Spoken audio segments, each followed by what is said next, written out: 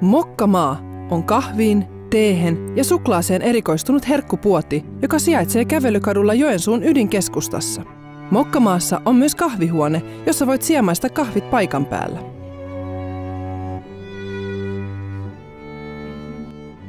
Mokkamaan erikoisuuksia ovat Suomessa mokkamestareiden käsinpahtamat erikoiskahvit sekä belgialaiset käsinvalmistetut Valentino-suklaakonvehdit. Myynnissä on myös arvostetut kultasuklaan käsin tehdyt suklaat sekä allergiaystävälliset Tammenbergin suklaaherkut. Teevalikoima on Itä-Suomen laajin. Tuotteita voi tilata myös ympäri Suomen.